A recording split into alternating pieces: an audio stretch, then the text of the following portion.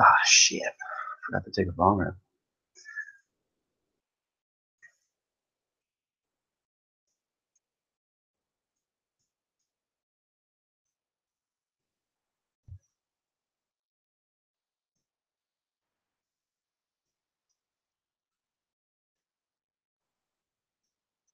Let us start the teaching. Now let us start the teaching. The metaphor has been given over and over. It is that with a room full of entities called humanity, which walk around in darkness. The metaphor of this is spiritual darkness. They don't know who they are, why they are. They have no concept that they are part of the creative energy of God. And they follow whatever is given to them, whatever doctrines they learn about. They find God in whatever corner they can. Some find God profoundly, some do not. Seemingly in the dark, they bump into one another. Some of them bump into another and become angry. A war starts. That's what happens in the dark. You can't really see what's going on apart from what you know about you. Therefore, what is always going on apart from you is a mystery. Therefore, there is a drama. Therefore. But there is one in the darkness who knows who they are. And you might say that the attribute of this person is, we will call them the match bearer. They bear with them the ability to create light. Small as it might be, they have a match. In a fully darkened room, one lit match creates light enough to see dimly for everyone. And that one match bearer in that darkened room decides on their own, because of their own course, with their own study, their own higher self, their own self-worth, to light their match. And they light it for themselves, so that they can take the hand of the higher self and discover who they are. And so they light the match. And in the process of lighting that match, they illuminate very dimly the rest of the room. Suddenly, humans can see one another. And they like it. They see family. Understanding what is next to you creates peacefulness. There's less distrust. Some actually look for where the light has come from. Many don't. The attribute of the light of the match bearer is similar to the lighthouse, which we have given you before. Lighthouse stands alone, all by itself, shining a light that others may or may not see it, to steer them into safe harbors with their own choice. The match bearer is sitting with the match, has illuminated it for themselves, yet it affects all around them in a positive way. The match bearer says nothing. Those around them may not know the name of the match bearer. They may not even know they've lit a match. All they know is they can see. Some of them start looking for the match in them. And they light theirs. And the room becomes brighter. We have made the statement over and over. Less than 1/2 of 1% of the planet must strike the match for there to be peace on earth. And here you are, match bearer. Now let's talk about the match that you hold. Wherever you create light in any situation, through your own individual actions, the relationship you have to the Creator and your higher self. It changes where you walk. It changes that which is quantum around you. The whole earth knows you. If you awaken, the whole earth knows you. Gaia knows you. You walk into the forest alone, but the trees, they know you. The animals know you. Here is the light. Must be a match bearer. Look at that. Look at that.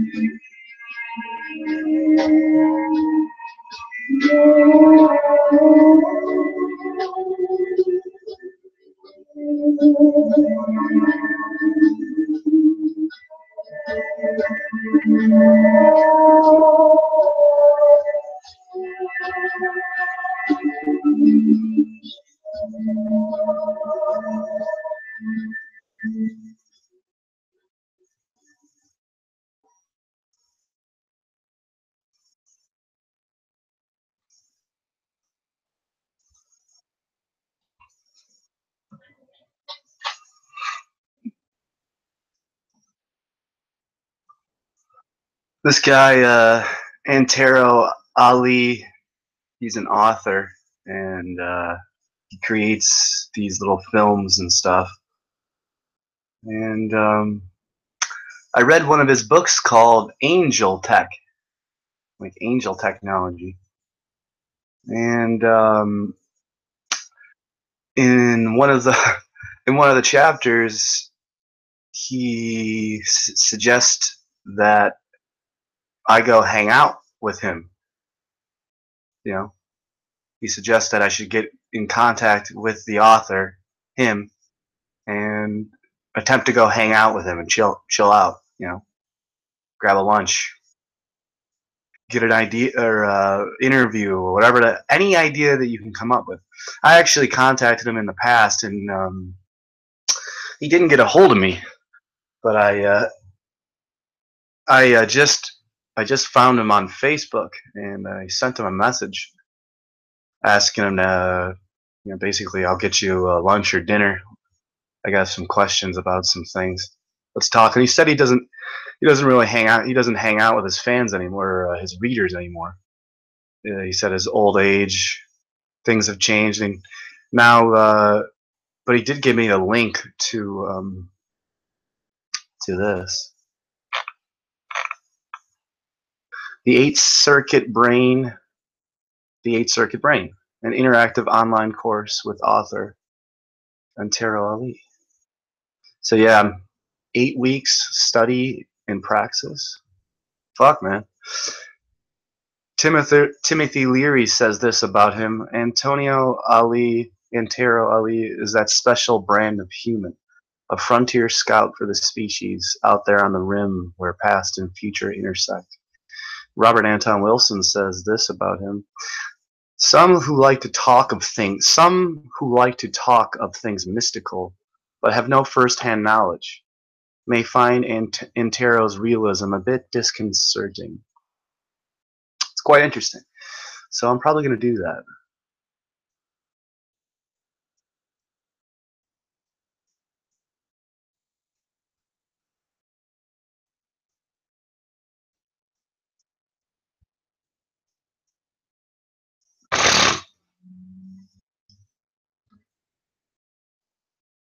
Here comes Santa. Here comes Santa Claus. Here comes Santa Claus. Straight down Santa Claus Lane.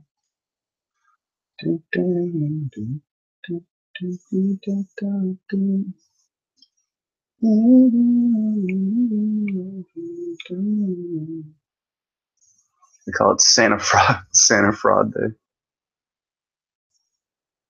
Oh no! Darren Fuchs says, I saw an article yesterday about making Santa gender fluid or neutral. Oh dear God. Excuse me. Pardon me.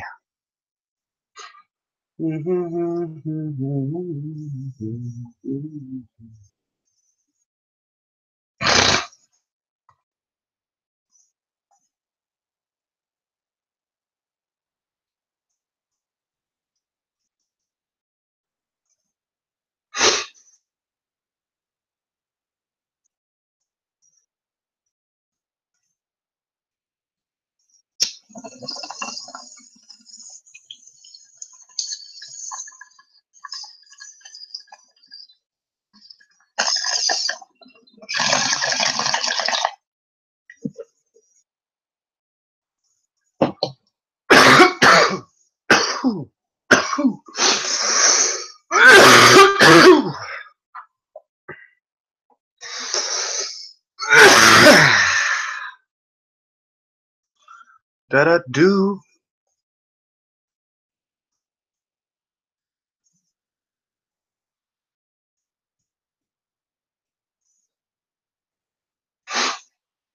What are you talking about, Darren?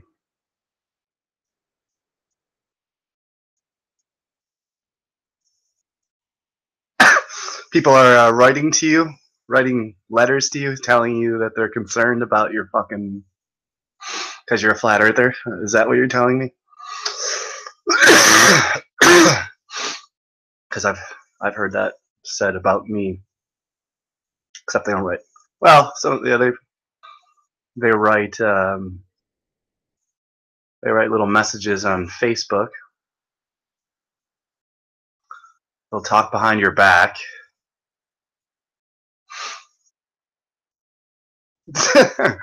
So embarrassing.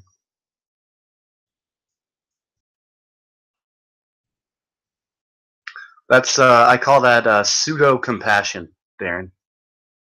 Pseudo compassion, pseudo empathy, pseudo compassion. Pretending to be concerned about you, when in reality they're just fucking obsessed with you, and they don't want. Ooh, cool. They don't want you to. They see that you're powerful, so they're trying to take away your power by pretending to be concerned with you. And so if you're like, what do you just how's your responses been with them? Have you talked to them? Did you respond back to them?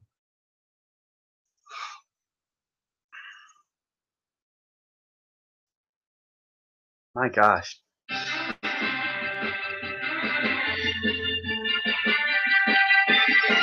Tis the season for saving during the happy holidays. Right, what man?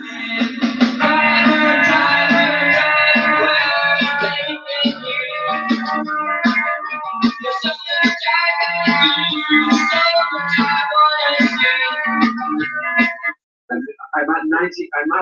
I'm actually.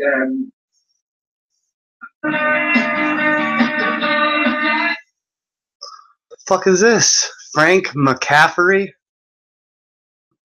I really don't believe in the idea of special or celebrity, more important or better than. I cannot stand hierarchy despite its prevalence everywhere. We are all just dudes and dudettes having a go. That being said, there's only one Dennis McKenna, and I got the privilege of spending over an hour chatting with him. We talked about his book, his life, his work, psychedelics, time, existing, this, that, and the other. I'm really grateful for the chance. I do hope we will talk again. Here is our chat. The sound is not perfect, and either the picture quality. What you gonna do? If you are interested in finding out more about retreats with Dennis, yeah, you can go trip with Dennis McKenna on an ayahuasca trip in Peru. Oh God, why am I such a little bitch? Oh, Dan, you can go basically have Dennis McKenna be your shaman guide in Peru, and you have enough money to do so, but you just don't. You're just not going to do it. Oh, good job, Dan.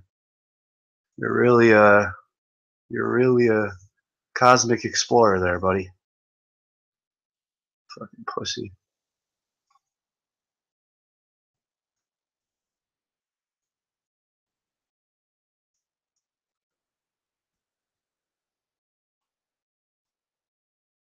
Unfortunately, I'm pretty sure that the SubGenius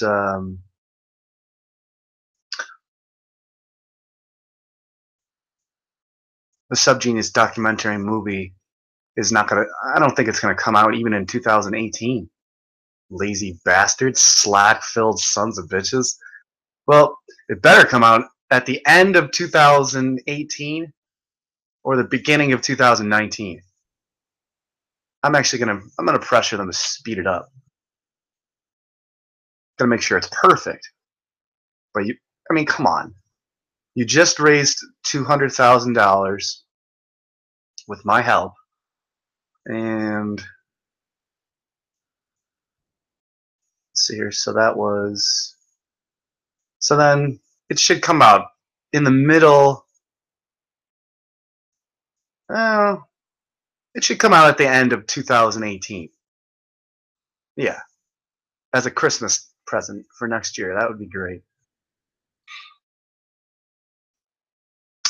The authentic impulse towards enlightenment actually comes from the enlightened condition within you.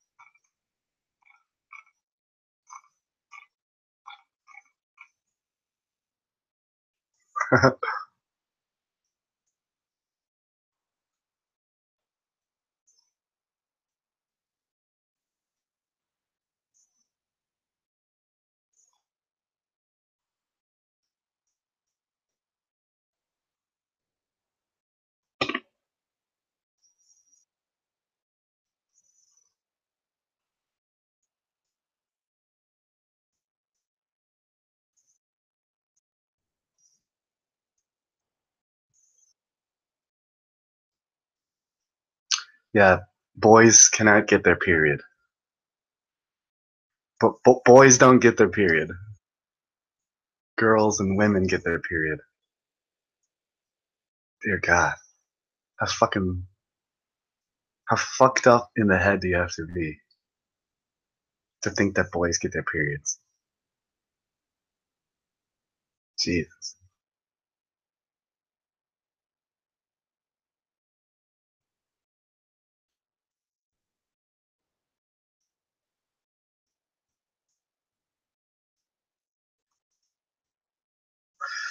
Let's see here.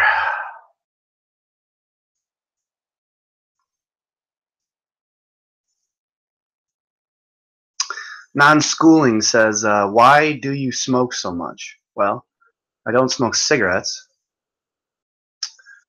And cannabis is anti-mind control. And also, I want to show that a pothead can be, and usually is, 1,000 times smarter than you. As I have, my memory is impeccable. My use of language is extremely good.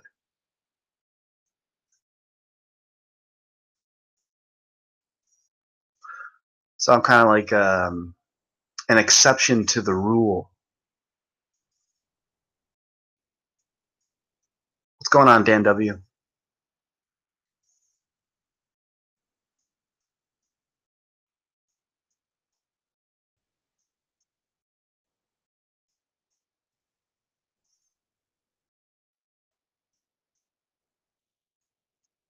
I do have a pipe. The I have my JR Dob I have my JR Bob Dobbs pipe. Like, I don't know, Scoob. Zoinks. Hmm.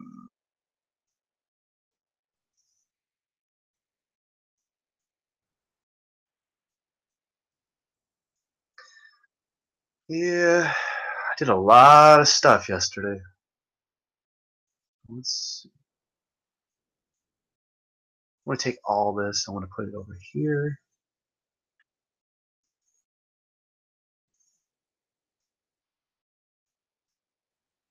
Get rid of that.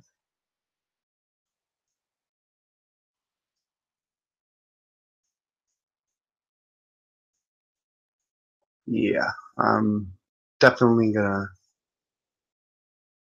back up my computer again. It's been a while since I backed up my computer. It's been a solid year, over a year, so I need to back up all my stuff, put it on a file, and then I need to buy a new battery or a whole new fucking computer. Although I really do like this computer. Maybe I'll just get this computer upgraded or something.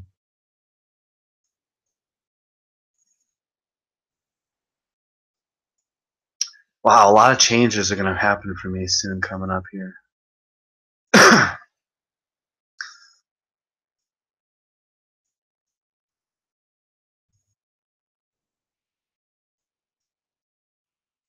The computer is going extremely slow. Oh, I'm sorry. Hey, what's up, Morky?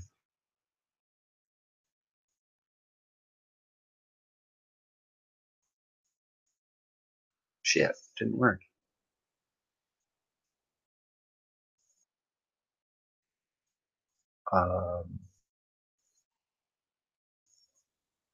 What's going on here?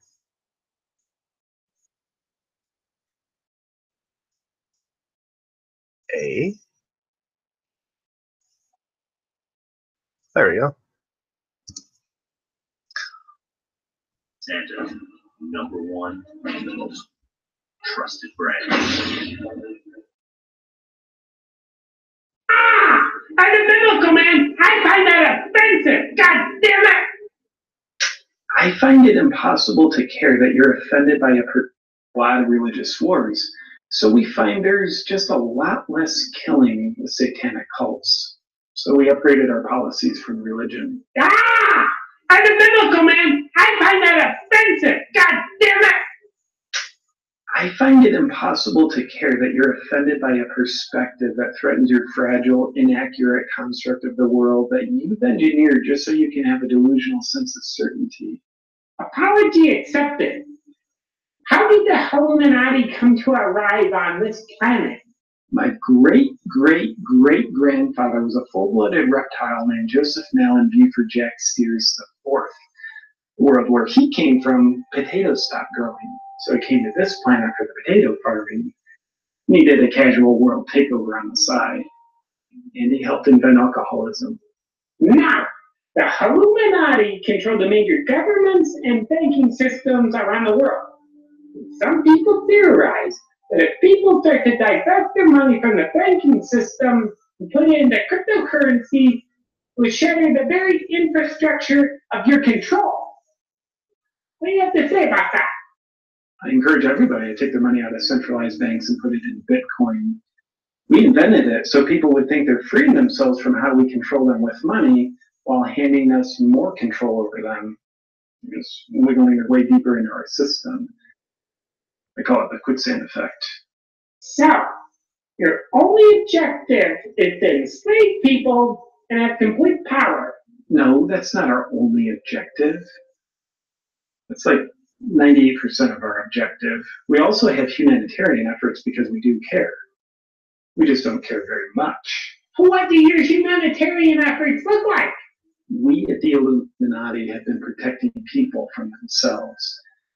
If humans had it their way, they'd be living in a free-spirited utopia at the beach with bonfires, drum circles, and armpit hair. Just one problem with that. After a few weeks, everyone would starve to death because nobody would be responsible enough to grow food. So you know how you never leave a 3-year-old home alone? You always get them a babysitter? That's what we've been for humans.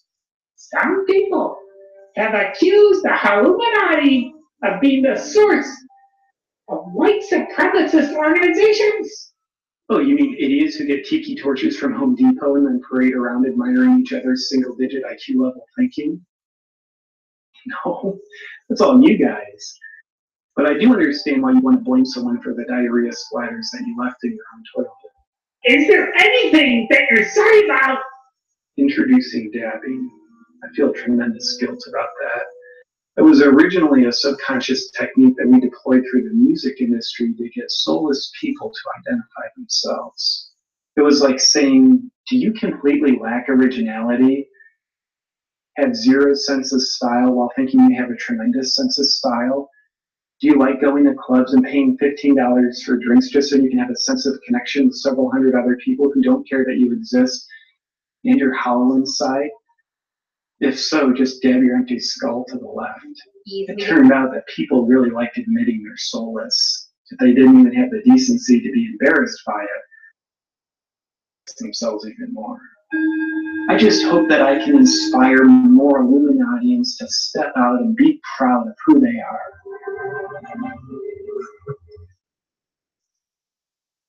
The Honeybee Protection Agency, they're going to be joining us as well. Not only are we going to talk about what's kind of going on in the honeybee colony, but also some of the sacred geometry and some of the hidden symbolism that we can actually learn from bees and taking that into the macrocosm of our real life, in our daily life. So that's a full jam-packed couple of hours for you. So you're going to want to watch the whole thing. So I believe now we've got Mark Passio on the line. And Millie and I, we spent about an hour and a half just really getting into, where are we going to begin with Mark Passio? I'll give you kind of a short biography. We've had him on the show before, and ever since that time, people have been saying, when are you going to have him back? We want him back immediately. He's an anarchist. We're going to get into that a little bit because I think it's interesting to give the true definition of what an anarchist is, a truly sovereign individual, independent researcher, public speaker, radio talk show host. He's a conference organizer and one of the co-founders of an event where they brought a lot of people together, the Free Your Mind conference. And of course, his website that he launched in 2008, whatonearthishappening.com, is a really great resource. You can go there and just take the trip down the rabbit hole, follow it as deep as it goes. That's a really great place to start for anyone who kind of wants to break open the mind. So Mark, welcome to the show. It's great to have you back. Yeah, thank you so much for inviting me back on the show. It's great to be here. So we were talking a little bit about, it's the 1-year anniversary of the election that none of us really saw coming. I mean, many people, they had the faith, Trump's going to win. Yeah. Even up to the end, even when the results came in, I could not believe it because of the forces that we were up against. And I truly felt we were up against some really dark forces. Oh yeah. We talked about that a lot. And I was thinking when I was on election night, I was like, he's going to win. He's going to win. I just knew it in my soul that he was going to win. But then when there was a point where it looked like Hillary started taking the lead, I was like, oh my gosh, she's got to be on Hillary Clinton's next body bag list. That's crazy. Yeah, all your reporting, Granny's Gurney and all of that. Yeah, exactly. I was like, well, when she named Alex Jones in her speech, I just was like, wow, we are all on the list. All of us are going to get our passports. But that did not happen. So Mark, I know that you talk a lot about it just in general, the forces of dark occultism that are at work in our daily lives. I know that's something that you really tried to expose as well. But I was curious if you saw any evidence of that specifically surrounding the election, and what did you really think about this whole election cycle and even the spirit cooking that came out, all that sort of stuff? I think the most prominent thing that came forward was the whole exposure of the Pizzagate emails, which we rightly refer to as Pedogate, because those emails that were taken from that email server really display that there's a connection that goes to the very highest levels of government that involves child trafficking. And very unfortunately, that was not exposed into the mainstream consciousness to the level that it should have been, mostly because of the occult influence controlling the media. The mainstream media is still extremely controlled by dark occult forces, by intelligence agencies especially, which are part of the dark occults. And they put forward the whole Russian hacking narrative and the Russian collusion narrative. You have to understand that was a desperation. That was a cry of desperation from some of these forces, but it worked. It worked upon the mainstream consciousness because people aren't investigating Pedogate. There was a little bit of cry out regarding the small pizza place in Washington, D.C., but the larger investigation never really moved forward. And, it was very obvious pedophile and child trafficking, dark occult symbolism within that entire expose that happened as part of Pedogate. And I think it's something that people really need to do independent investigation on and understand that the people behind the scenes in the political arena are using pedophilia as one of the main ways that they hold influence and sway over people, do blackmail. And not only that, it's part of their sick, twisted, depraved religion of Satanism and dark Luciferianism to destroy the consciousness and the innocence of children and put them under different forms of trauma-based mind control through torture and sexual abuse. If you just look at the Podesta emails and you look at the art in connection with all of those emails, you will see the absolute depravity that goes on with these people. And this is who's really behind the corridors of power. That's what the public still has yet to really understand. They still don't really understand the depth of occultism that is inextricably intertwined in the political system, financial system, etc. We don't live in a democracy. We don't live in a constitutional republic. We live in what I refer to as an occultocracy. We live in a society that is ruled by the occult, that is ruled by occult forces, that is ruled by social engineering and mind control, and the technocrats and dark occultists that actually propagate that system of control. I call it an occultocracy, and that's really the ruling power. Millie and I were kind of talking about this a little bit, just how anyone who understands what humans, what our gift is. We are these perfectly built, created machines that we can, obviously living, breathing, but that's what our brains do. They're like a supercomputer. You pump images into our brain and then we will create that.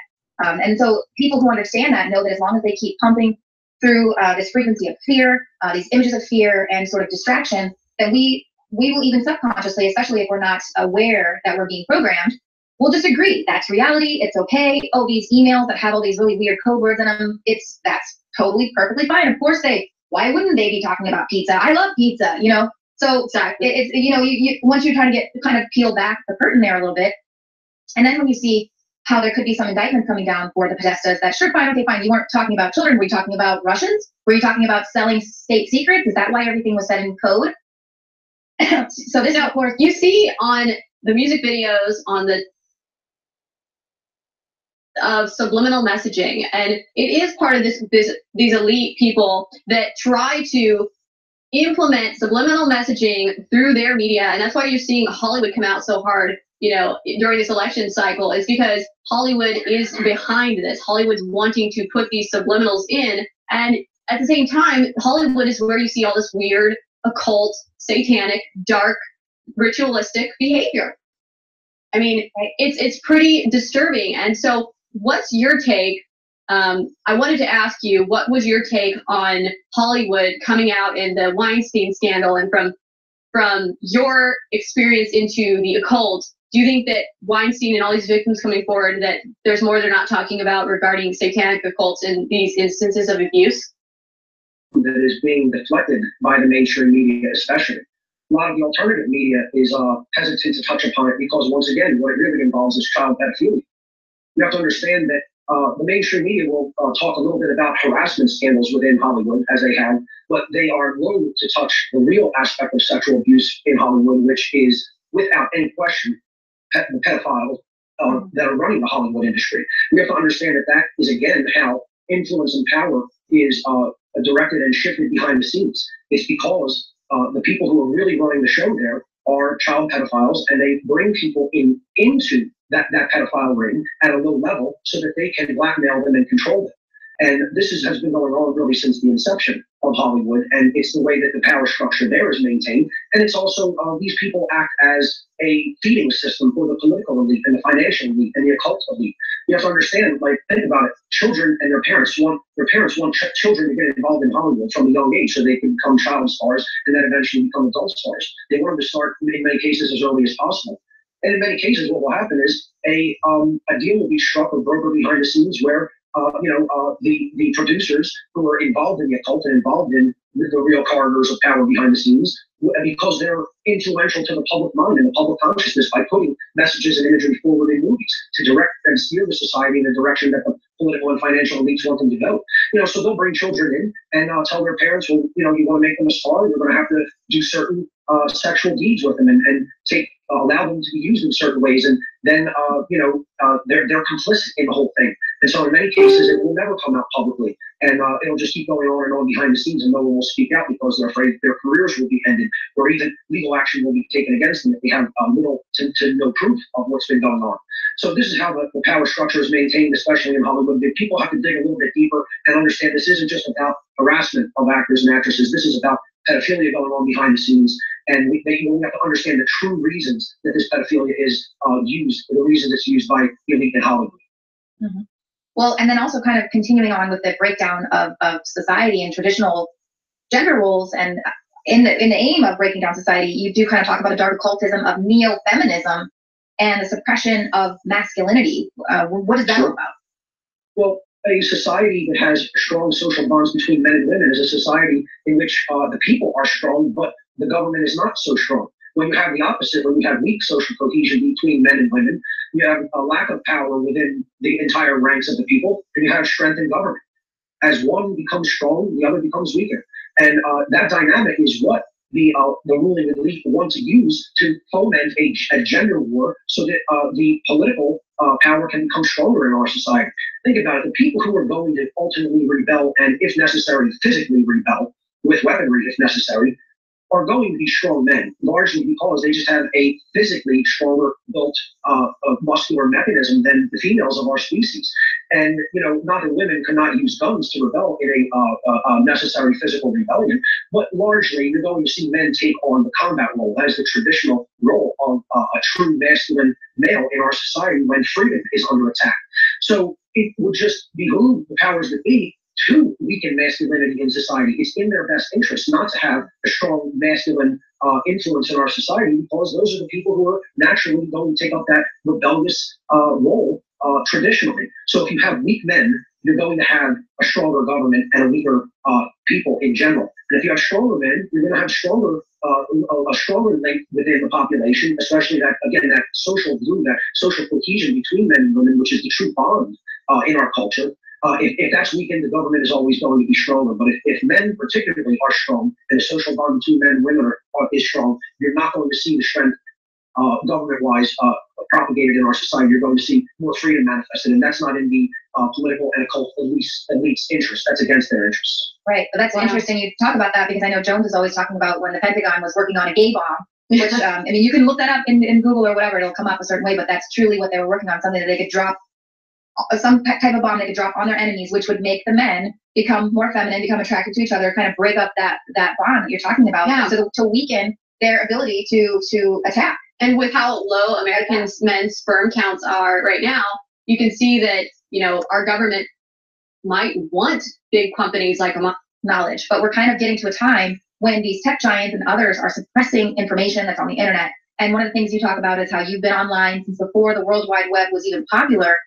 And so this was how you were able to kind of access this information. You started collecting it, knowing that it might not always be there for people to access freely and openly. So talk a little bit about what that was like then. For people like myself, I don't even understand, what does that even mean, the World Wide Web? What were you doing? Where were you going? What type of information were you seeing? And then contrast that with the present day, where you really can't go down a rabbit hole anymore. If you go on YouTube, it doesn't take you down that rabbit hole anymore.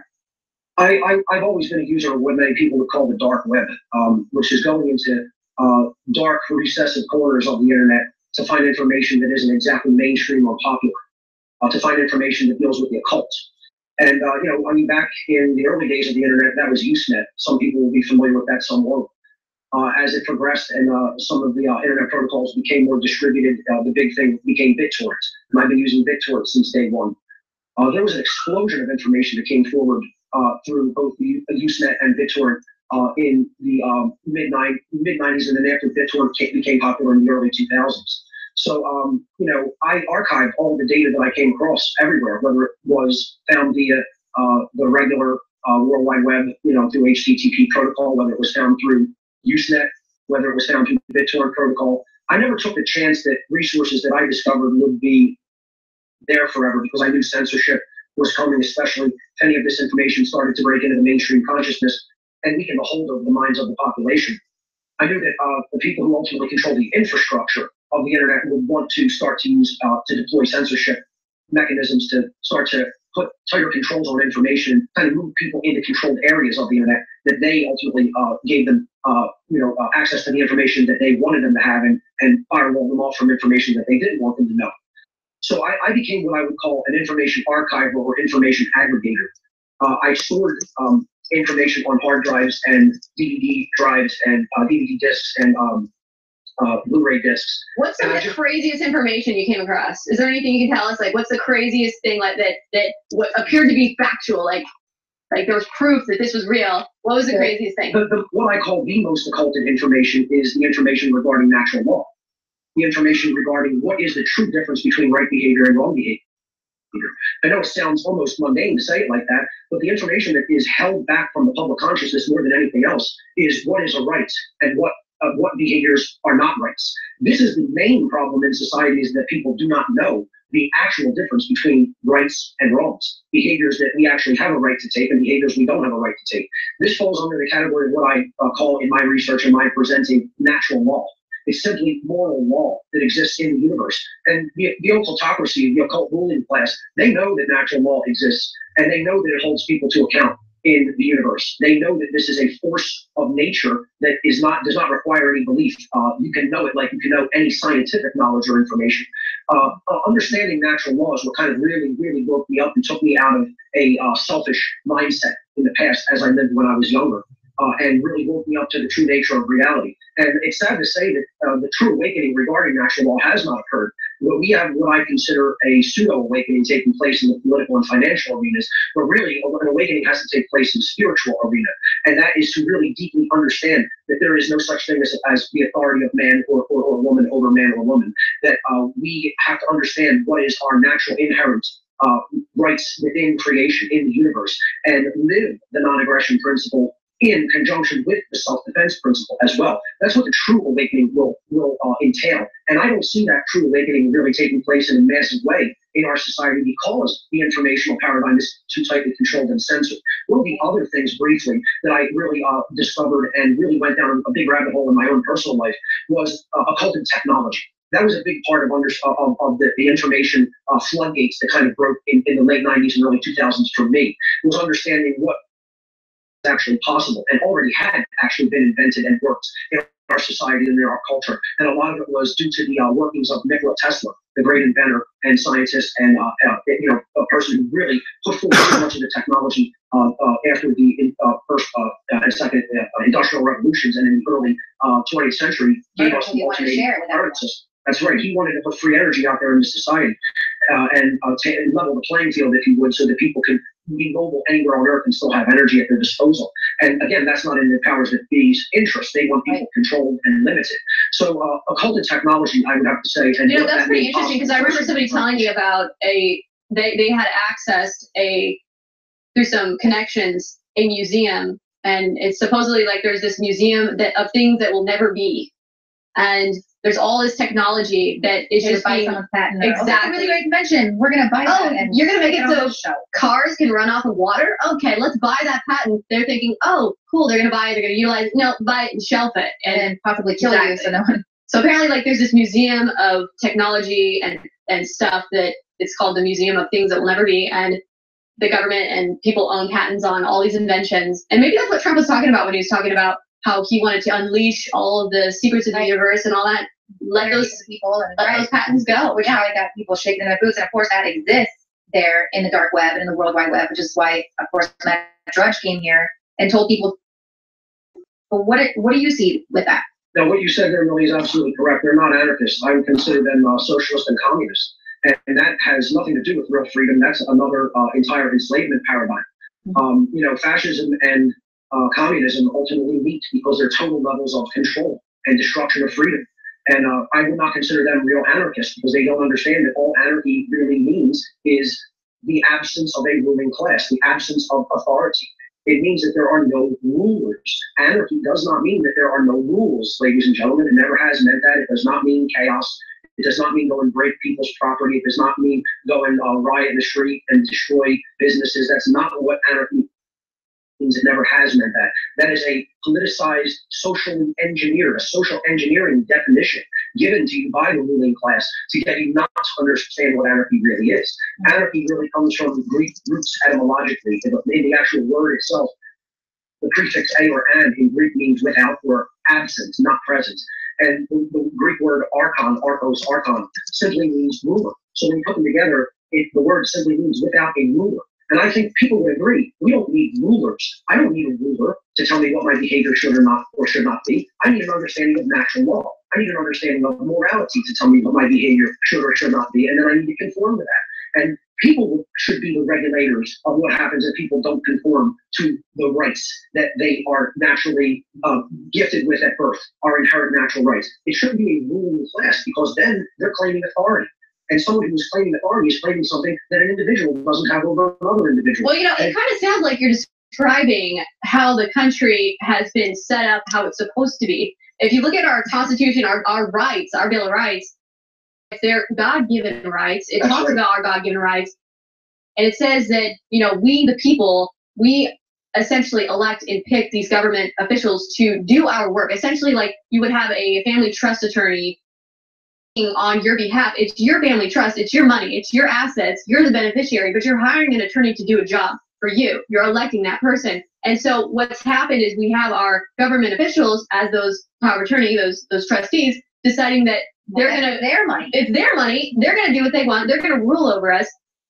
And that's never how it's supposed to be. And of course, That's that's brainwashing the youth. It's turning the whole idea that the people are sovereign on its head and making the government sovereign and the people subjects. So I believe in individual sovereignty. We are not slaves. The word sovereign just means above being ruled as a slave. That's all the word means. People want to ascribe all different meanings to words like anarchy and sovereign, and all anarchy means is true freedom. It means not having a ruling class. All the word sovereign means is that you are not a slave, you are not a subject to someone else's authority. So, this is the problem, that we don't have a true spiritual awakening and a true spiritual understanding of our sovereignty. People believe in authority just as much as they ever have in our society. People, the police state is still moving forward because of this. Police are still summarily executing people in the street and abusing their police power because of this. People still don't have an understanding of what our natural inherent rights really are. And that's why I always suggest that people do research into natural law, do research into moral law. My natural law seminar is a 9-hour seminar that I gave in Connecticut a few years ago. And it's still the information I recommend people above anything else I've ever done. Because if you develop a true understanding of natural law, you will realize how on its head our society really is. And it will really awaken you spiritually to a level of true awakening, not a false left-right political paradigm awakening, which, a political awakening is only the first step. Understanding the financial machinations is only the first step. Even understanding some aspects of the occult and symbolism in our society, etc., it's just the first step, understanding secret societies. You have to go much deeper than that into true spirituality, what I call streetwise spirituality. I'm no new ager with my, head up in the clouds. I'm a very real, down-to-earth guy who lives firmly rooted on the earth and trying to make real change in my society and throughout the world. I believe action has to be taken, right moral action has to be taken to create real-world change.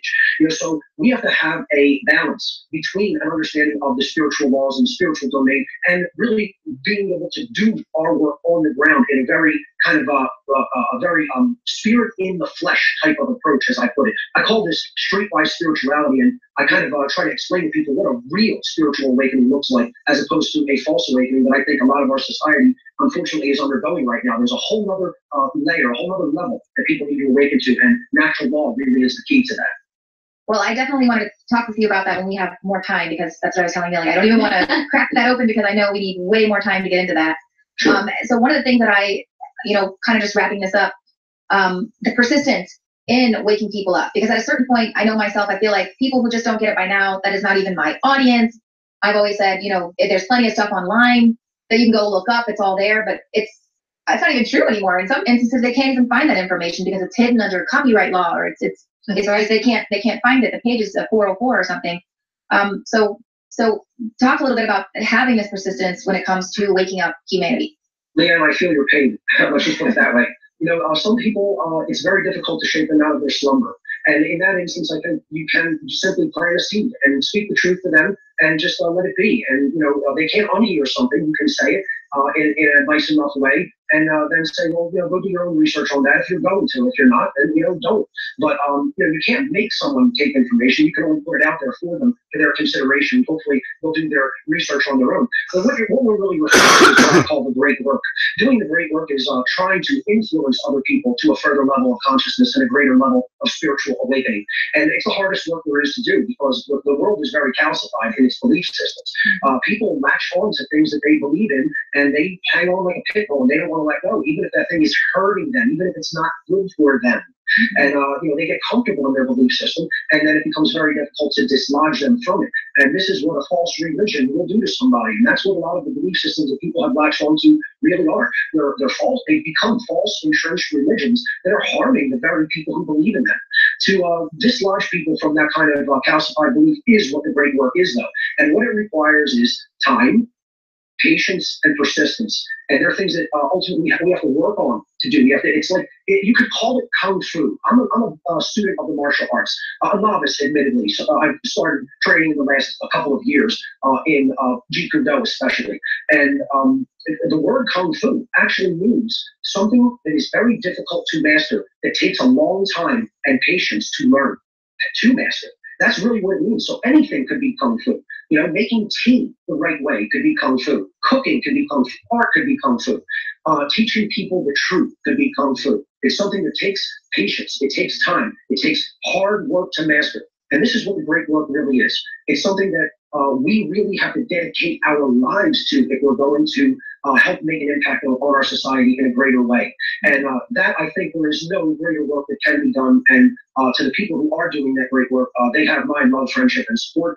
And I hope that people recognize some value in the work that I put forward on whatonearthishappening.com, that I'll have their love, friendship, and support as well. Right. And thank you so much again, Mark, for coming on the show. It's always a pleasure. And so in addition to whatonearthishappening.com, is there anywhere else people can go? I know you got a lot of your videos up there. A lot of your content is out there for free. All of my content is actually out there for free. I mean, I do make it available in hard form. If people want it like that, they can check out my gift area. But it's all up there for free on my website. So my only main website is whatonearthishappening.com. I always recommend people watch my natural law seminar up there in the video section. And I always tell people, if you want the full depth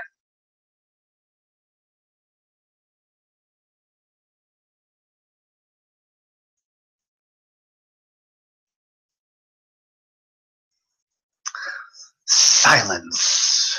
Silence.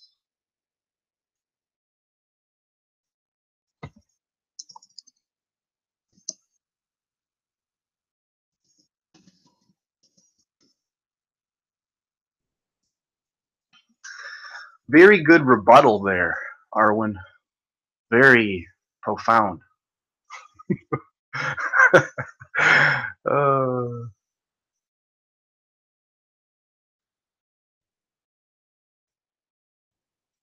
If we begin to experience the miracle of being, to simply be, to be aware, to be alive in this moment is its own miracle.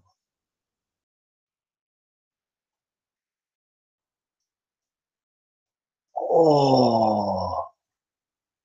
Oh. No, that one looked like it hurt. I almost want to show you this. Are you kidding me, dude? Holy crap. Oh. I gotta show you guys this. This is too funny. Oh, God, that's gonna leave a mark. Whew. Golly. Boom. Boom! First off, he's nearly unconscious. He can't even stop himself. He nearly knocked himself unconscious with that dick blow.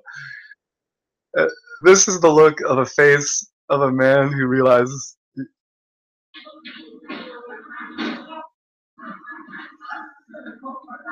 Oh!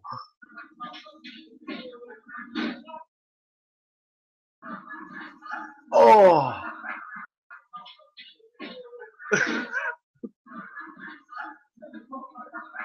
Look at his face. He's like, oh God, I'm fucked. Like, what are you doing, bro? You're fucked. Oh.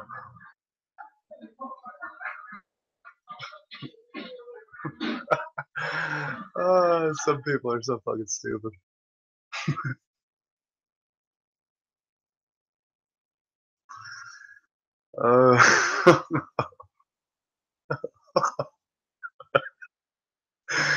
That is the look of a man who fucked up right there. Jesus.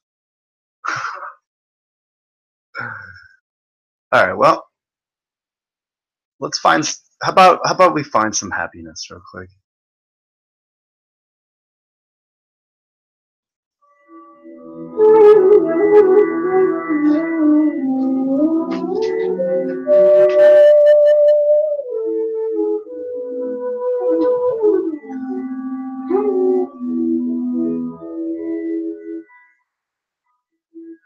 I want to make some coffee.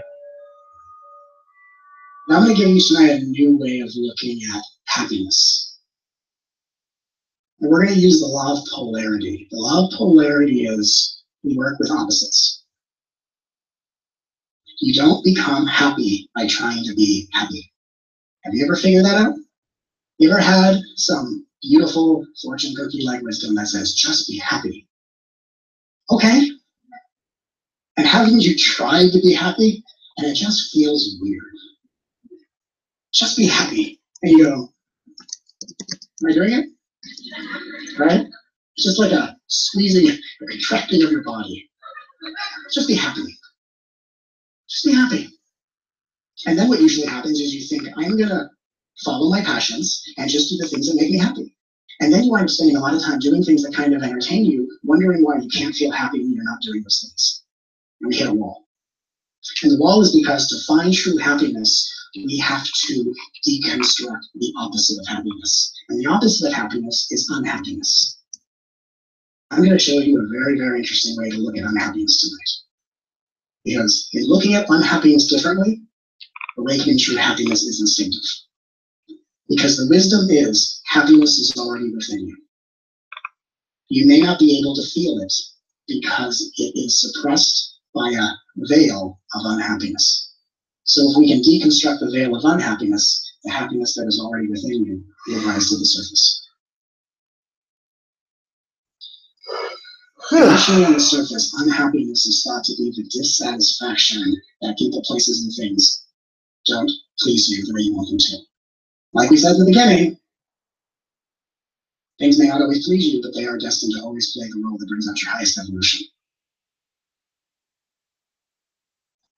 Let's take a very different look at unhappiness. Unhappiness is a tendency, something, someone, a location, the past, anything. Unhappiness is a tendency to blame something or someone as the cause of your unhappiness. Right? I'm unhappy because. And it's usually I'm unhappy because this is happening or I'm not doing this. I'm unhappy because I'm not living my life purpose. You ever felt that? I'm unhappy because I have this job. I'm unhappy because I'm single. I'm unhappy because I'm in this relationship. The strange thing is we're all unique individuals. A lot of us are unhappy, and we're all unhappy for different reasons. And the reasons why you're unhappy is the reasons why other people are happy. It's a very strange thing. Someone says, I'm happy because of my relationship. Person next to them, I'm unhappy because of my relationship. So how do we deconstruct unhappiness? Unhappiness is the tendency to blame anything as the cause of your unhappiness. And the essence of true forgiveness is the ability to consciously withdraw your blame onto anything as the cause of your unhappiness. And here's the magic, and here's how it correlates to co-creation. When you consciously withdraw your blame of anything as the cause of your unhappiness, you tell it you're no longer obligating it to play such a limiting role in your perception, and you unleash the floodgates for it to flourish at its highest potential. It's like saying to a part of your life, I no longer need you to disappoint me because I no longer need a cause for my unhappiness. And someone would jump to it and say, well, if all these things are not the cause of my unhappiness, what is the cause of unhappiness? And here's the magic of this teaching. And we have to really not move too quickly because this is real subtle, but it's very powerful. We can withdraw blame that anything is the cause of our unhappiness. And we don't actually need to cite the cause of happiness. Because if there is a cause of unhappiness, you are guaranteed to be unhappy. When there is no cause for your unhappiness, happiness is what arises within you. I'll say that one more time. When there is no cause for your unhappiness, happiness arises within you. And the only reason we don't feel happiness is because we have a belief that there is a reason. In other words, only our reasons cause us unhappiness. And so tonight is an exploration into reasonless joy. And we all take the journey at whatever pace feels good to us. And again, as we take each step, we do it with the utmost thoughtfulness, with the utmost respect, with the utmost humility for our innocent hearts, for the journeys we've survived. We don't try to rush the process. And everything we do with the utmost humility. Because in the modern day spiritual journey, the highest spiritual experience is manifested through the most sincere spiritual experience. So tonight is about having the most genuine and sincere spiritual experience. And just to get a little taste of what I'm talking about deconstructing unhappiness. Just try this out loud, like repeat after me. I accept. My past is not the reason why I'm unhappy. My past is not the reason why I have emotions that are thinking. I just let my ego like that. Hereby accept. State what?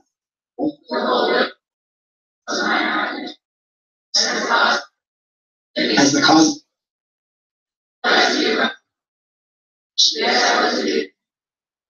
The unhappiness.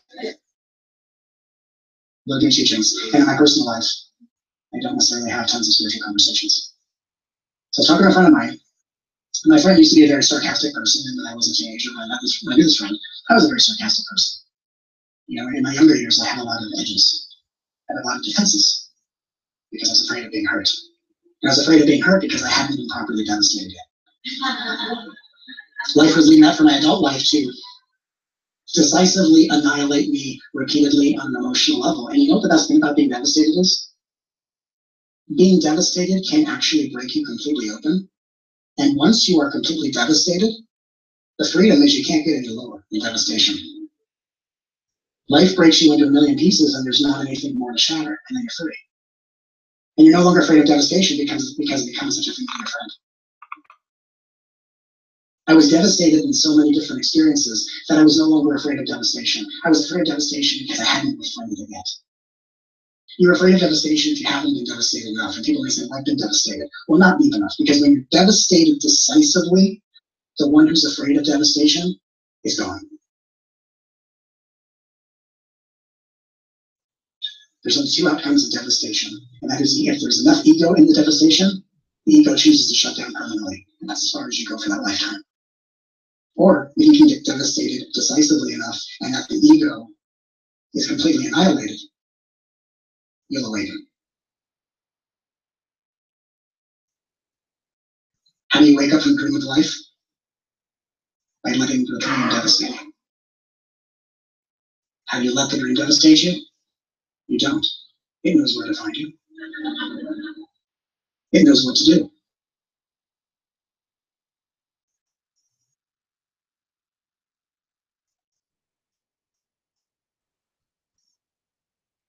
So I was talking with a friend after years of awakening, but also years of devastation. And I had become this new version of myself. And my friend was still in this very sarcastic mindset. Wherein my friend, which is very similar to how I was when I was 14 years old, when you didn't feel in power or seen, you would sarcastically cut someone else down to assert some false level of power. And so I was hanging out with my friend and got to this point where they were uncomfortable, and they said a few sarcastic remarks. And being a very open-hearted and emotional person, I could actually feel like, wow. When I was younger, I didn't feel that, but as an adult, I go, wow. I feel the harshness of that. I thought that to myself. Nice pause. My friend said, are you okay? I said, yeah, I'm just feeling a little pain in my heart. And my friend immediately said, is it because of what I said? And I smiled and I said, you tell me. I said, I'm just feeling pain in my heart. It's a mystery why it's there. Because I felt pain. One could say they caused it because they spoke and then I felt that. They are not the blame of my unhappiness. They are not to blame for anything. They do something, I feel instantly like crap. But why is a mystery? And because I didn't blame, what did I energetically give permission for? Them to awaken in consciousness and to have the reality, the humility. Oh, did I just do something to hurt you? And that person went from sarcasm, light sarcasm, to awareness. And all I did was endure and not blame. And even when they asked, did what I just do cause that? I don't know. You tell me. And then there's a pause. And they said, you know, I'm really sorry, I didn't mean that.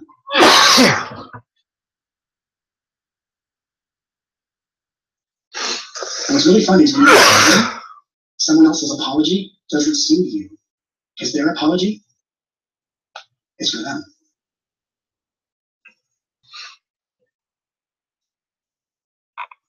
It's their transformation. It's their ego's rehabilitation. Their apology is not for you.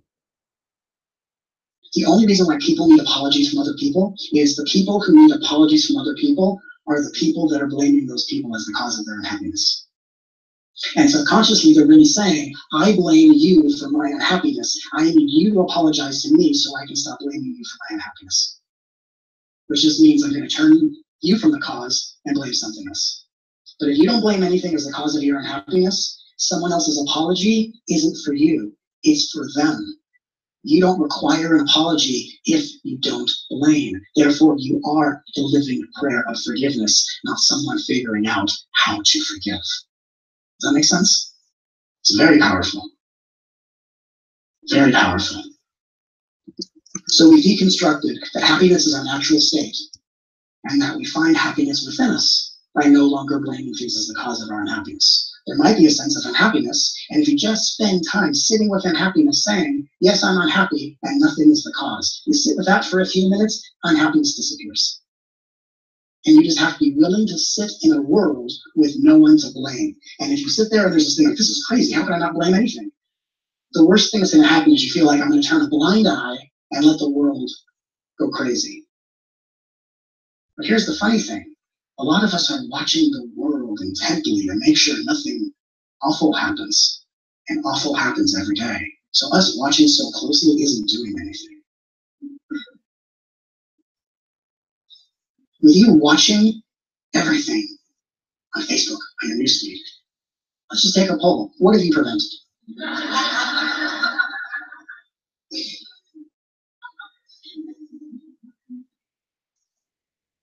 There almost was a forest fire, but I was watching.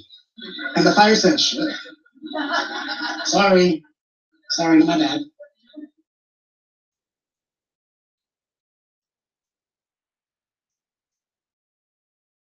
If you're going to watch without blame and watch what happens.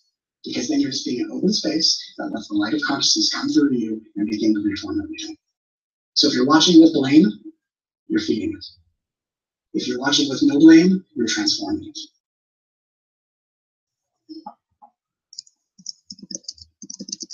The other part of this teaching, that happiness is the natural state that arises in the absence of blame.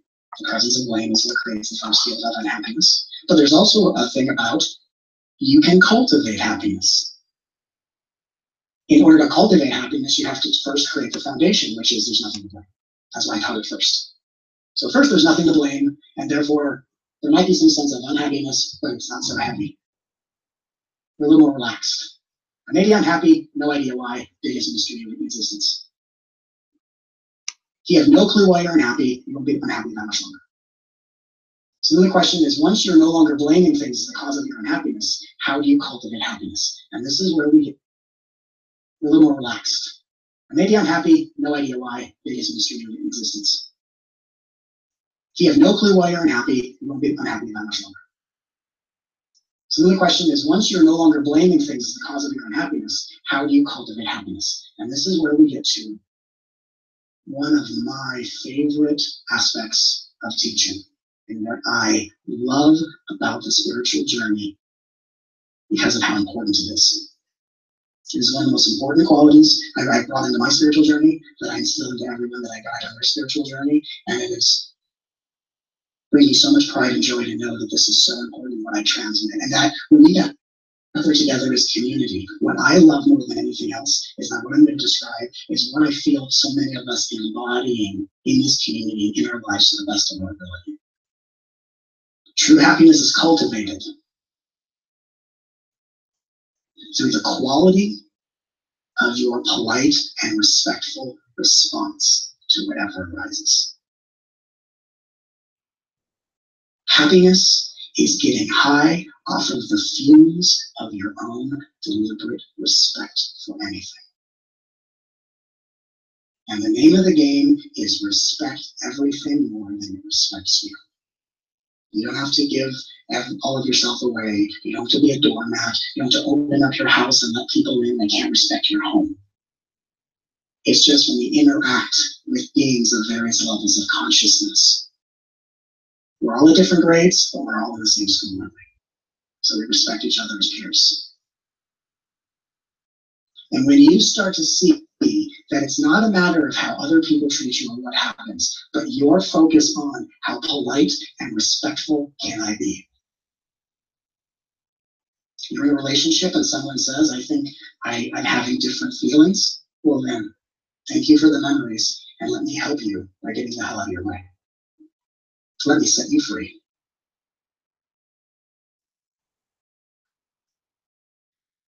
Someone dares to step in your presence and cut you down with a moment of disrespect. Thank you for showing me how powerful you are. Thank you for insulting me.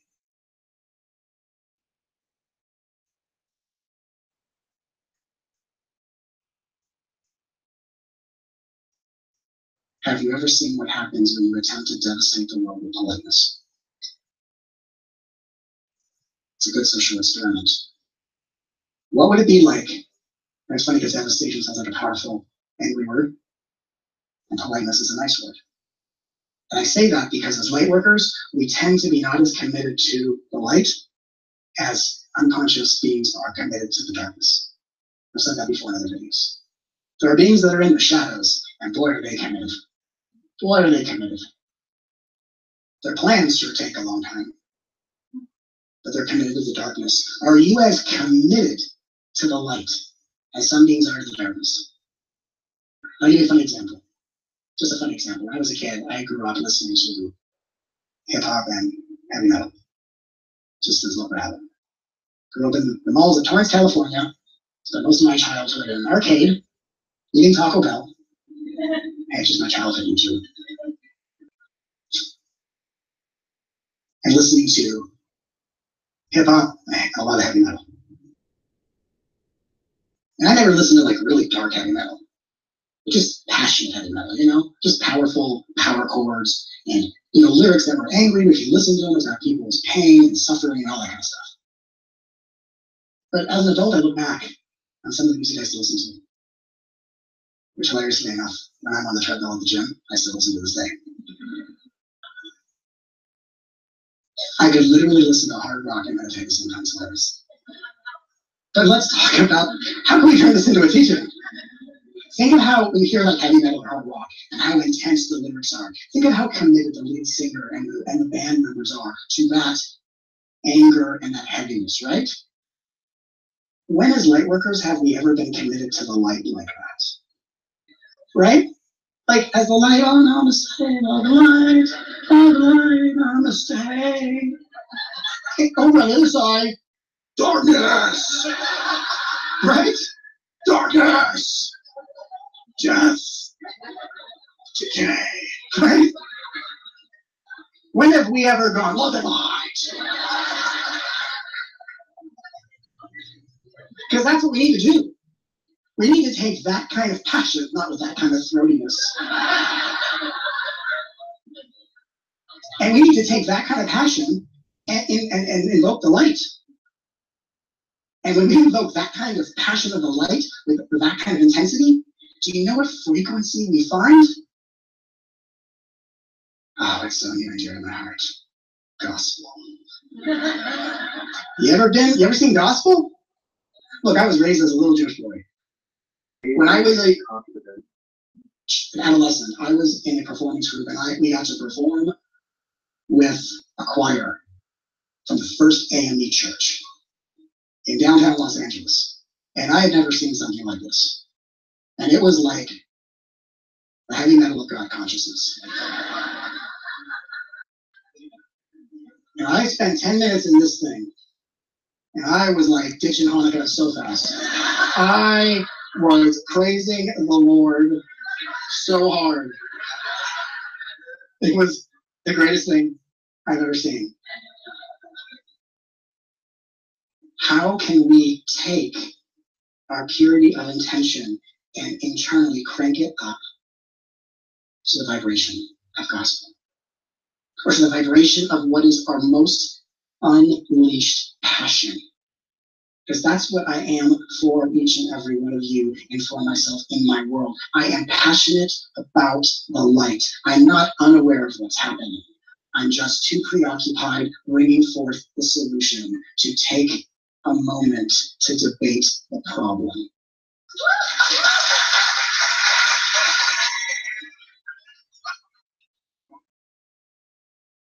And when something inside of you starts to shift and say, I'm going to commit to the light, it's not the old positive thinking movement where we think positive and we're afraid of the negative people that pull us down. Because the funny thing about the old way of positive thinking is that the old positive thinker thought the most unpositive things about negative people. So if you really want to be a positive thinker, there's a good reason when people are negative and they have the right to do so. A real positive thinker means someone who says, I'm angry with you, and you say, you have every right to be angry with me. And not to be sarcastic and not to be flippant, to be genuine and sincere. And you sit down if you can with that person and say, I want you to tell me what you're so unhappy with me about. I might not be able to change it, but I want to hear you. And you reach across the aisle of vibrational bipartisanship. And you reach your hand out and say, we may have differences that divide us, but it is my love that will unite us. Can I get an amen? I've always wanted to do that.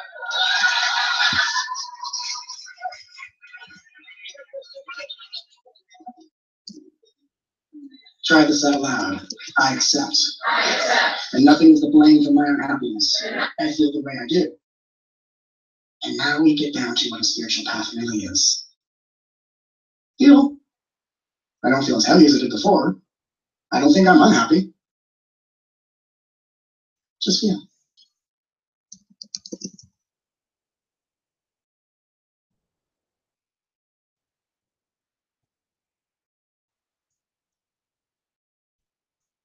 You're no longer unhappy because you're not blaming anything.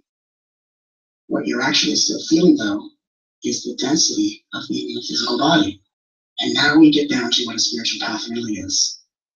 A soul made up of the fabric of light, which contains little to no density, learning how to fit its infinite, miraculous nature into the density of the physical body, and to ground into the earth. But you can't actually ground into the earth when you're calling the battle with density something called unhappiness. And you only call it unhappiness because you're blaming something. So let's try this out loud. I accept.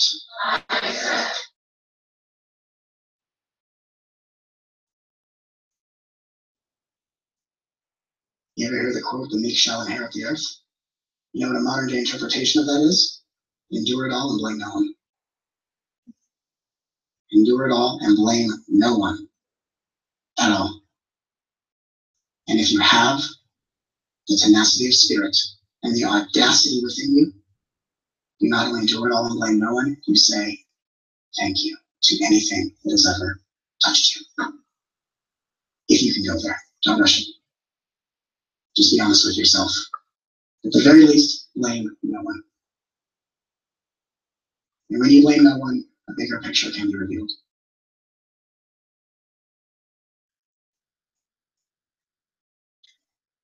When you go to the movies, you see a storyline unfold. And things happen to the characters, and you tell yourself, no matter what I see happening, I'm just going to sit here and face forward, and the story's going to change. And no matter what happens, there's always resolution in the storyline. Do you know why you can actually watch something bad inevitably become something much better in the resolution of the character? Because you sit with open awareness with no one to blame. Most of us can watch movies without blaming anyone. And then we have the awareness to stay where we're at, to keep watching, and the story can be told. So what we have to do is just let the story of our lives be told. With open awareness, like we're watching our lives like on a movie screen, with everything to welcome and no one to blame. This is how we awaken true happiness. This is how we vibrationally participate in the awakening of humanity. This is how we activate true forgiveness. This is how we complete the initiation into being individual beacons of Christhood. This is how we make the shift out of martyrdom and into Messiahhood that each of us are. I'm not on this stage because I'm professing who I am. I am on this stage because I know who each of you are. And my job is to simply bring your light out of hiding, so you can shine your light for the well-being of all. No matter how long I will be given to be on this planet, those aren't cryptic words. These are what I always live by. My mission is simple. I will leave this planet brighter than I found it, and I do that by magnetically drawing the light of your Christhood forward for the well-being of this planet. And you do that all for love. Because the world is the heart beating within you. And as we put our hands on our hearts, knowing that the heart within your body is the world around you. The world is within you, projected outside of you. We say to the world that is our heart, just like a world that experiences all emotions, just like your heart is a container that experiences all emotions. Your heart is the world, and the world is a reflection of your heart. If your heart is closed, you're seeing a world of egos. If your heart is open, you're seeing the awakening of consciousness, and sometimes light waking up in human beings can be a little messy, can it? Just like when children don't get enough rest, they get kind of cranky, don't they? When God's not balanced, God's a little cranky. So we say to this heart that is the world, I love you. I love you. I love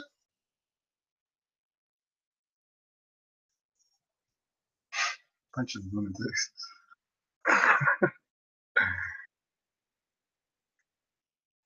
It's just that. And magnetic personality. As you've probably noticed, having an education or a lot of knowledge does not make you a personality, a person of magnetism and presence. And that's what this lesson is going to be about. I'm going to share with you the competence of having such a personality. Back in the day, a few hundred years ago, people were known by their character. Okay, you were only known within your village, within your immediate sphere, and whether somebody was a good guy or not was known by his character. But nowadays, our society has changed, and many people are no longer connected to their little villages. They're global people. Okay, they're often lonelier people than they used to be. So you can no longer really judge somebody by their character. There has to be something else, and I call that charisma or presence. Charisma and presence are the currency of the future in a society that is getting increasingly individualistic and isolated. That is not to say that character is no longer important. It very much is. In fact, it's the first component of developing personal magnetism and attractiveness. Okay? So character and integrity, as I call it. What is it? Integrity is doing the right thing, whether it's convenient or not, whether somebody's watching or not. It's doing the right thing, even if others are not watching. It's having the intention to do that which is good, pure, and beautiful. And in so being, you develop a certain magic, a certain magnetism that cannot be bought, that cannot be educated. It's something that people feel subconsciously. You feel whether you're a person that can be relied on or not. And it's one of the main components of having this charisma, this aura. In simple terms, it's just being a good person. Just being a person that others can look up to, being a role model. And having the inner intention to love and to care and to nurture and to appreciate. Integrity also involves saying no to things that are not good and not right. And that may sound easy when I'm talking about it here, but sometimes in your life it's not that easy to say no out of politeness. Okay, so many people would prefer to be polite than to be honest and stay true to their personal feelings of what's right and wrong, or the personal knowledge of what's right and wrong. Saying no to appointments that are not right for you, activities that seem not right for you, and so forth and so on. So keeping your authentic integrity is often a matter of saying no more often, as well as the difficult task of cutting ties to people that do not live in that kind of integrity. There might be somebody in your life who's saying, look, let's only do this once. I know it's not legal or anything, but nobody's going to know it's okay. Let's just do it once. And as a person of integrity, even if it is something that nobody's ever going to find out, even if it does give you a short-term advantage, if you're a person of inner values and integrity, you're not going to do it. Right? Now, I'm not talking about being square and always following the rules, which is conformity. I'm not talking about that. That's not charismatic either. Okay, somebody who's going to tell on you if you cross the red light, so report you to the authorities for that. That's being a square. That's not what I'm talking about when I'm talking about integrity. I'm talking about having a sense of action and reaction, having a sense of that which you put out into the world, you will get back. Okay? It's a bit different than morals. Morals are religious terms that are indoctrinated into you with the threat of punishment. They're often fear-based. Okay, so if you do this and this, you're going to go to hell. And that's the way we used to motivate ourselves to stay integrous, and that's okay. But that's not what high consciousness beings need anymore. They don't need threats of punishment. They have their own inner navigation system of integrity. There's a difference between doing the right thing because you feel in your heart that it's right, or doing it because you're afraid of punishment, or afraid of hellfire. Big difference. The next component of a magnetic personality, or charisma, is fascination and enthusiasm. Fascination is one of the greatest keys there is. A fascinated person is going to shine. Okay, I'll say this again. A fascinated person shines. So in those moments in which you are fascinated and really into something, immersed in something, and follow things in life that would be curious and make you want to learn, and would say, oh, that is so amazing. That is so beautiful. That is so interesting. This very moment, you're shining. Your energy is shining. Okay? Fascination and enthusiasm are as if you start glowing from an energetic perspective. So that naturally means that you shouldn't be spending most of your time in things that don't interest you and bore you, which is unfortunately what most people do. You see, they follow a job that is not extraordinary, does not excite them, and must become dull. Even if they keep trying to generate that excitement within, they eventually become dull because they're never generating any enthusiasm and energy. Enthusiasm, just like integrity, is another currency of the future. It's more important than gold. But energy is more important than gold. Okay, for any purpose. Enthusiasm generates health, generates happy customers, generates good quality in whatever you produce. I'd say that fascination is actually the main key of becoming well-known in public. For those of you who want to become well-known actors or writers or singers, I recommend you develop fascination. In developing fascination, you are developing high energy that flows onto your audience. Another component of becoming a confident personality is to stop being timid and meek. Okay? Being timid means you always feel that you don't want to rock the boat, you don't want to impose on anyone, and that's good. It's good not to impose on people. Very good not to force people. But some people take that to a point. I don't want to be a burden. I don't want to impose them. Become too timid, become too small. They make themselves very small. Okay. Likewise, the other extreme is making yourself too big, always imposing your will on others. There's no regard for other people's feelings. That's the other extreme. That's not what I'm talking about either. You can be assertive and courageous and bold and strong without being angry and controlling. Okay, that's the point I'm making here. So timid people are often timid because they think that people with a strong will, with strength and courage, are too controlling of others. But that's not the case at all. I mean, just watch me speak at a live event and hear how my voice booms across the hall, or in these videos, and how I walk with determination and know exactly what I want, and speak with a bold and firm and authoritative voice, but I do all that without anger. There's no anger in that, and there's no will to control others. I have great respect for other people, great respect for their reality frames. Okay? So it's neither imposing nor timid, it's something in between.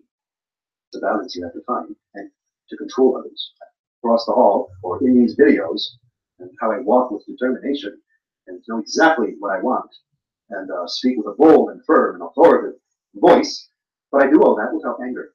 There's no anger in that, and there's no will to control others. I have great respect for other people, great respect for their reality frames. Okay? So it's neither imposing nor timid, it's something in between. It's a balance you have to find, and in that balance between the two, you find magnetism, attractiveness. The next thing you have to know about this is that the will and awareness and attention is stronger than intellect, information, and education. Okay? In this society, it is thought that information is key, that education is key, that knowledge is key. But that's not the case. If that were the case, then internet would have made everybody a super attractive, successful, amazing person, which it is not. It's only filled people with loads of data, much of the data being false data, false information. It's only filled people's minds with beliefs from which they then perceive reality. Inner personal power does not come from information, it comes from the will, from awareness, from observing, from attention. Okay? So you want to be more interested in developing your will than in accumulating data and information from TV or from your smartphone or from the internet. In fact, accumulating too much information is going to overload you and weaken your will, weaken your electric powers and your will from which they then perceive reality. Inner personal power does not come from information, it comes from the will, from awareness, from observing, from attention. Okay?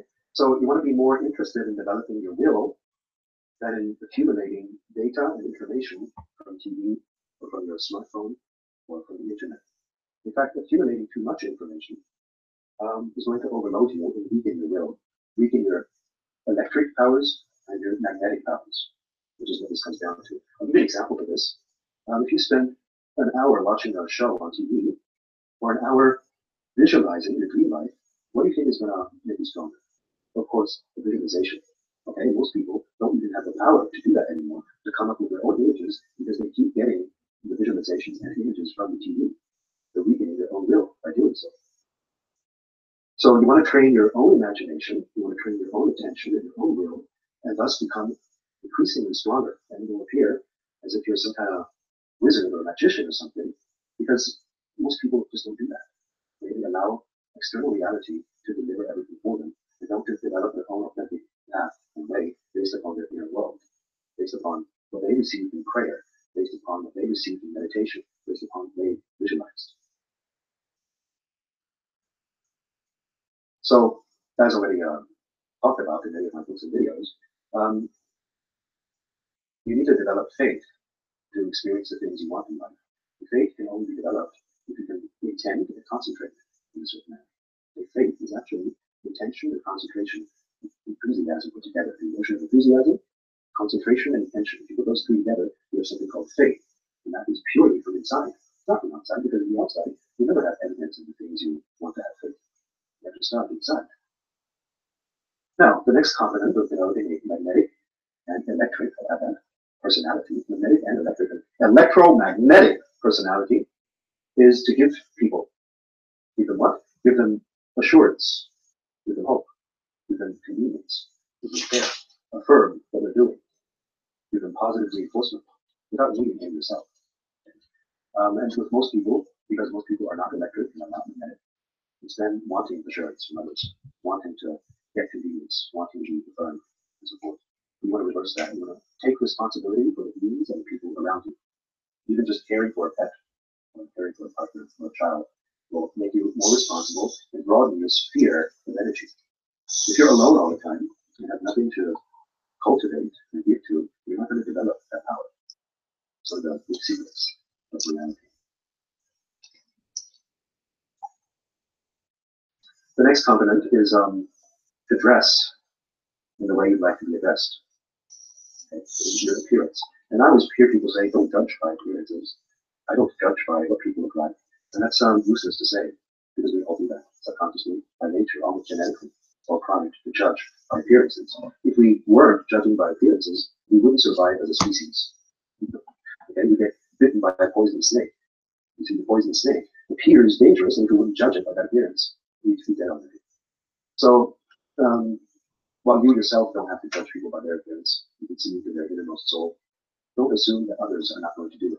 People are definitely going to judge you by the way you dress and by the way you look. That's not to say that you should obsess over clothing and makeup. It's not to say that you should become vain and make that your primary focus. Okay, I myself almost never look into the mirror. I don't put on much more than deodorant. Nonetheless, there has to be some basic awareness of how you look, and the knowledge that nowadays it's so easy to rise above the clouds, because most people actually dress sloppy. They don't put any awareness effort into how they dress. So just dressing a little bit nicely is going to put you about the crowds in the city. Okay, knowing that that's how easy it is to be noticed by just dressing nicely. You'll probably do it more often. You see, back in the, let's say, in the 1950s or 1920s, it wasn't that easy. You could dress fantastically, but it wouldn't make a difference because everybody else was well dressed too. It would make no difference whatsoever, but nowadays it does make a difference. Putting that little bit of more effort into things does make a difference because even in other things, not only in dressing, our modern society has become very quick, convenient, and lazy. So if you put just a little bit more effort into your website, when your website appears, put just a little bit more effort into your email, instead of having it be terse and sloppy, just a little bit more detail into that phone call, you instantly rise above the crowds. And that makes an impression, that makes you shine, makes you electric and magnetic. The rest of this video can be viewed in the Reality Creation and Manifestation video course, week number 11.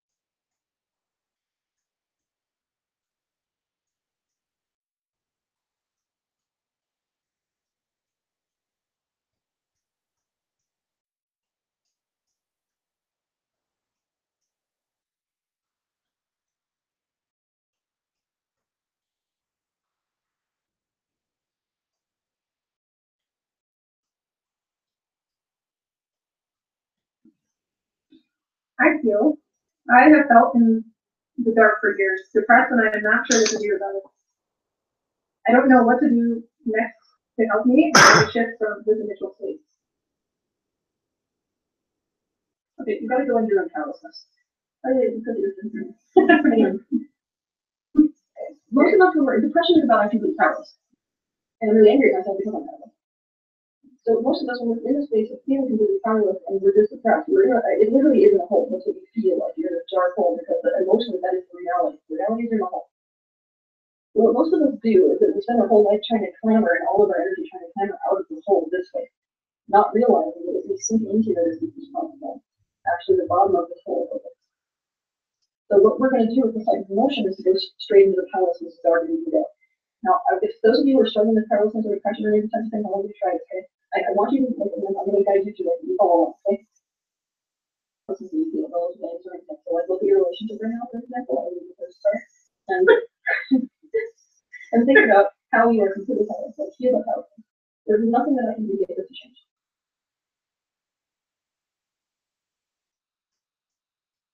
Yeah, so very careful. Yeah, take it. You need to accept the fact that you will never change it, no matter what you do.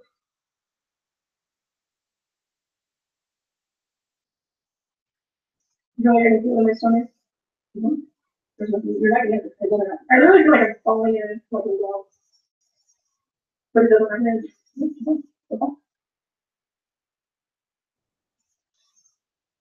There isn't literally.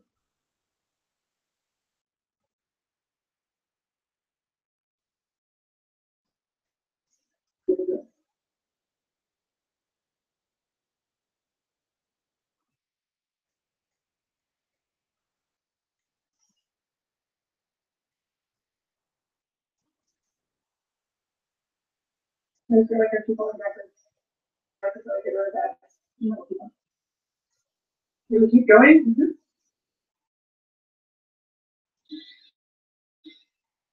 Well, those feathers really do some kind of so I understand it is something. Keep on. Maybe the artist is feeling well.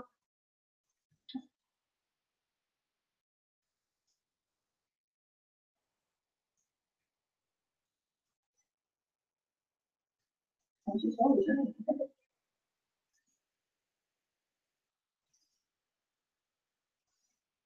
You go fighting with it? Mm-hmm. I'm like looking for anything like anything. Stay with us until there's a back.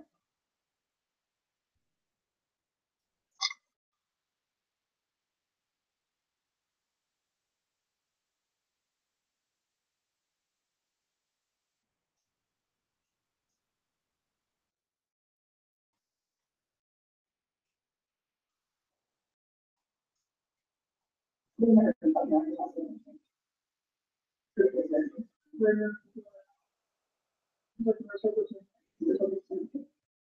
feel like I'm getting to the place of acceptance.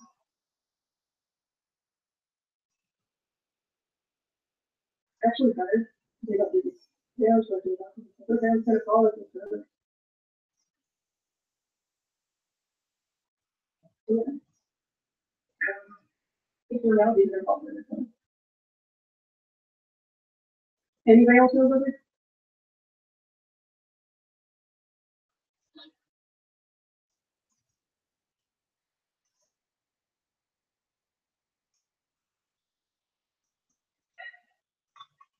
Okay.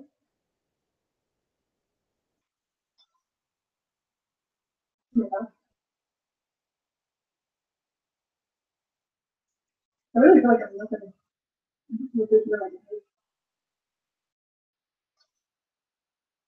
I don't even feel like a physical body right now.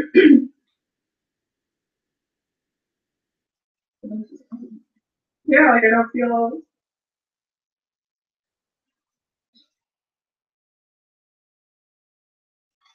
You get into a place of acceptance actually that feels more calm. The neighbors of your fallen in jail. I really feel like my doors and my windows. I decided that was a good job. You know what I think of them? It doesn't actually matter if they're not working on this. It's actually better to just keep looking for them. I got a desperation.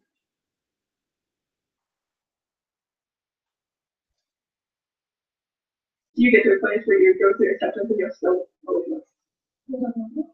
That's true. But I got to a place where it was like, well, at least I have my thoughts and my memories. I guess that was it. Sitting here thinking in my head. That was it. That's your place of power. You realize that it doesn't matter if they're working on this. It doesn't matter if the reality is they're going to continue to solve it. The reality of all this stuff, if that's the case, is look they're going to know. Is anyone liking this? I don't know. No, they're really out of power. Yeah, but it doesn't feel like a fight. It's not like grasping at the walls. But, you know, it's just like, okay, well, beating something will catch me. That's just silence. At this point, you can simply look for the sake of it. Most of the thought that feels better. Most of the action that feels better. And then you just take that step. If it doesn't work, you show them there's no reason. Maybe better. I've never done that before. I don't think I've ever gone that far. Like I'm super resistant to that feeling. Here's my next level. Or just look at that question for this person. And gone through what you just saw about yourself all.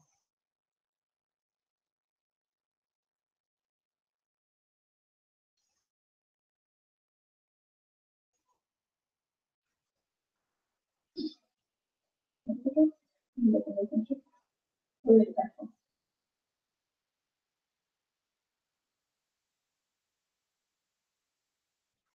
Like the only way to feel better is through that feeling. You have to let yourself fall. Like that didn't really take that one, but I feel better. Most people don't know that they're not doing that. I didn't know either. If somebody comes up to me and says, I'm trapped in this house, has some depression, whatever, that they're not actually going into it. Yeah, resistance.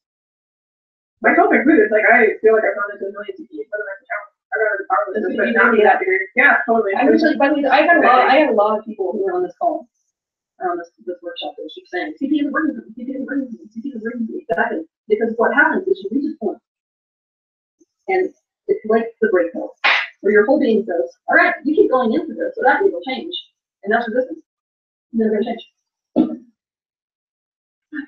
So we're at that point, many of us on this workshop with our own consciousness. So we have to see that we are, every waking moment of our life is actually resistance to where we are. I'm resisting the fact that I feel bad. I'm resisting the fact that I'm not healed. I'm resisting the fact that I'm pregnant. I'm resisting the fact that I'm depressed. I'm resisting the fact that I'm bipolar. And that fight is actually keeping it.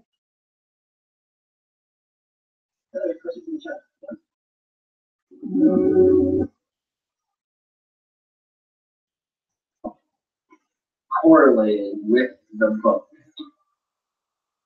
that being part of their decision to come.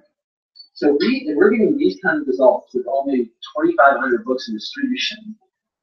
Hits 25,000. What's going to happen? Can you imagine when it hits 250,000? Can you imagine when it hits 2.5 million? Now there is a whole thing going on. Now, that before that tipping point happens, we can expedite it if we would like. And the way to do that is probably to bring in some stars, some financial or some capital or some leverage or somebody with abundance that wants to be a part of the tipping point here, or such as Facebook ads. And if they don't want to do it, then I can go to a publishing company and they might do the same thing. Instead of them putting money up front, what they'll probably do is take a portion of the sales and give me money up front, actually.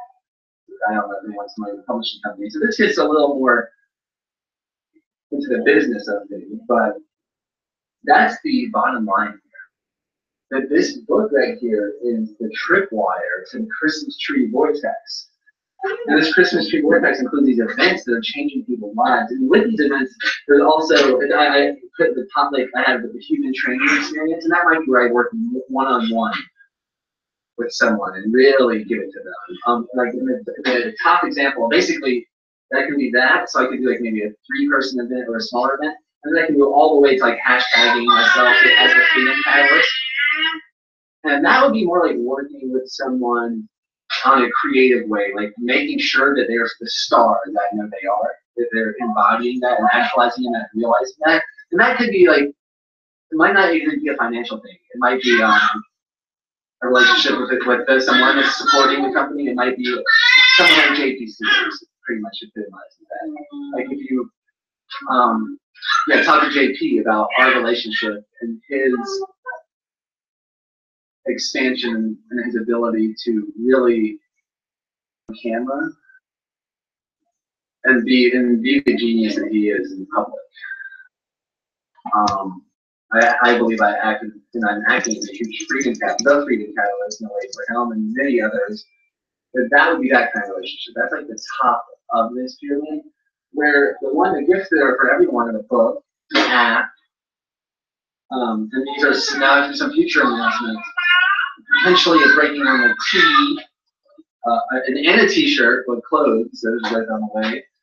And maybe even an ice cream kit of sorts. And I'm not going to tell too many details about doing that. And then in addition to one of the reasons why, depending, I'm not sure if someone's watching this video or will get close to this, that wants just the gift under the tree, or they want to be the star and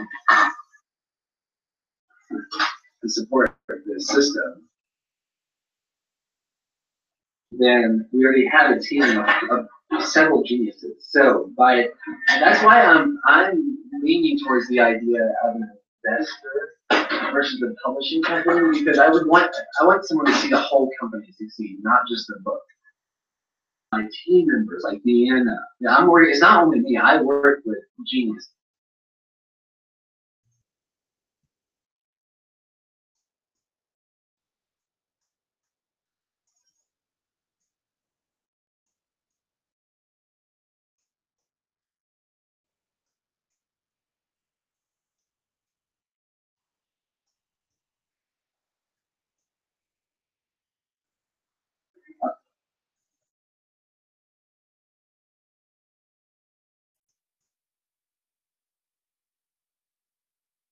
So this is where the stars coming in to pour energy into this experience. And we can expedite a lot. We can expedite this tipping point real fast.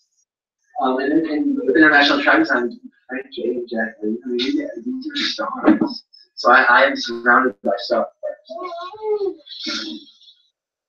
It's like, what time are we doing? Well, yep, and it's almost in time for sunset. Let's watch this. When I do this, it sprays water out of my watch. My Apple Watch. Anyways, that might be a good Christmas gift for people. Jill says go on Shark Tank. Thank you. Thank you. Your last name. Oh, so not a. No, usually I never from here. I think I got covered. Do you have any questions about that? Now on the other side of the tree over here, I have like written a publishing company and tribal grounds. Another way, see, I told you the ticket sales numbers. That's not the net. The net sometimes is surprisingly different than the gross because of how much we're investing in tree centers. So if that's one of the once we get tribal grounds, our own space where it doesn't cost us.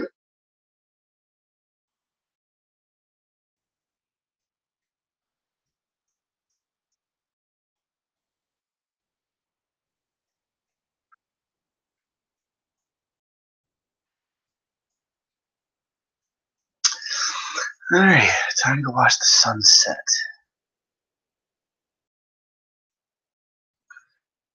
I'm gonna go watch the sunset. Goodbye.